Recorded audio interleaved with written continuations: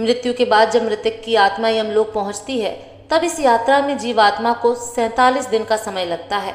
गरुड़ पुराण के अनुसार जानिए इन दिनों में आत्मा के साथ क्या क्या होता है।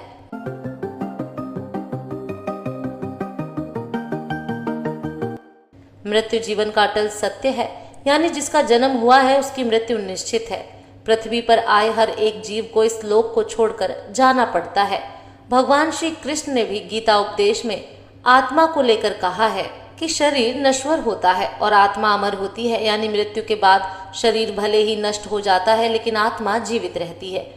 लेकिन आज हर मनुष्य यह जानना चाहता है कि यदि आत्मा जीवित रहती है तो मृत्यु के बाद आत्मा का क्या होता है। इसका जवाब आपको हिंदू धर्म के महत्वपूर्ण और पवित्र ग्रंथ गरुड़ पुराण में मिलेगा। तो चलिए जानते हैं। गरुड़ पुराण के अनुसार मृत्यु के बाद जब आत्मा यमलोक पहुंचती है तो उस दौरान आत्मा को 47 दिन की यात्रा करनी होती है। और उन 47 दिनों में जीवात्मा के साथ क्या क्या होता है। गरुड़ पुराण में भगवान श्री विष्णु के वाहन पक्षीराज गरुड़ भगवान से पूछते हैं, नारायण, मृत्यु के बाद आत्मा का क्या होता है और आत्मा कितने दिनों के बाद यमलोक पहुंचती है। गरुड़ के सवाल का जवाब देते हुए भगवान श्री विष्णु कहते हैं कि मृत्यु के बाद जीवात्मा को यमलोक तक की यात्रा करने में पूरे 47 दिन लग जाते हैं और इन 47 दिनों के दौरान उस जीवात्मा को कई तरह की यातनाओं का भी सामना करना पड़ता है। मृत्यु के पहले मिलते हैं ये संकेत। भगवान श्री विष्णु जी बताते हैं कि जब किसी की मृत्यु नजदीक होती है तो सबसे पहले व्यक्ति की आवाज जाती है। इसके बाद मृत्यु से कुछ समय पहले ही व्यक्ति को दिव्य दृष्टि प्राप्त होती है, जिसमें मनुष्य सारे संसार को एक रूप में देखने लगता है और इस तरह से उसके शरीर की सभी इंद्रियां स्थिर हो जाती हैं। जब व्यक्ति की मृत्यु हो जाती है तो यमलोक से 2 दूत आते हैं और दूतों को देख आत्मा शरीर का त्याग कर बाहर निकल जाती है। आत्मा के शरीर त्यागने के बाद यमराज के दोनों दूत आत्मा के गले में पाश बांध देते हैं और उसे यमलोक ले जाते हैं। मृत्यु के बाद तेरहवीं और पिंडदान क्यों जरूरी। मृतक व्यक्ति ने यदि अपने जीवन में पाप कर्म किए होंगे तो यमदूत पापी आत्मा को गर्म वायु और अंधेरे रास्ते से यमलोक ले जाते हैं और मार्ग में उसे कई तरह की यातनाएं झेलनी पड़ती हैं।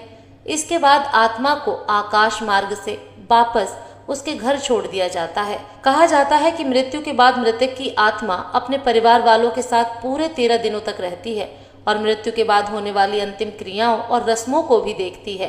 13 दिन बाद जब आत्मा का पिंडदान, तेरहवीं और ब्राह्मण भोज आदि किया जाता है तो इसके बाद यमराज के यमदूत आत्मा को फिर से लेने के लिए आते हैं।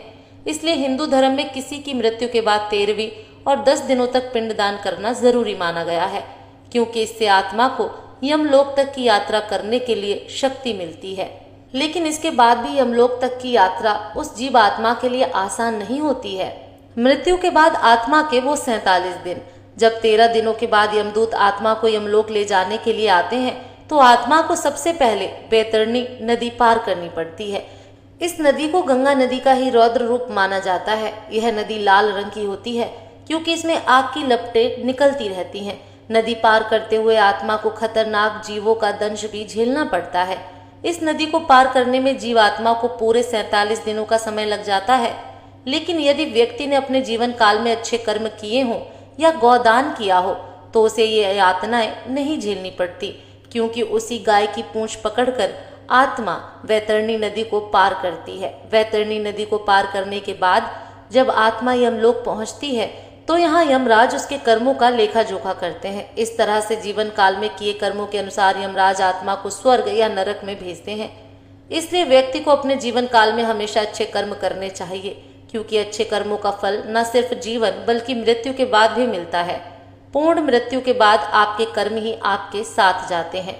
अकाल मृत्यु के बाद आत्मा का क्या होता है, इस विषय में गरुड़ पुराण में कई बातें मिलती हैं। अकाल मृत्यु के बाद जीवात्मा की आयु पूरी नहीं होती, इसलिए वह भटकती रहती है जब तक कि उसका जीवन चक्र पूरा नहीं हो जाता। अगर पुरुष की अकाल मृत्यु होती है तो वह भूत, प्रेत, पिशाच, कुष्मांडा, ब्रह्मराक्षस, बेताल या क्षेत्रपाल योनि में भटकता रहता है। वहीं अगर कोई स्त्री की अकाल मृत्यु होती है तो वह भी अलग अलग योनि में भटकती है। वहीं कुंवारी कन्या की अकाल मृत्यु होने पर वह देवी योनि में भटकती है।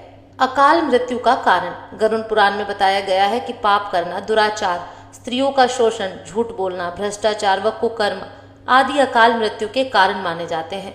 बहुत अधिक पाप करने पर व्यक्ति अकाल मृत्यु को प्राप्त होता है।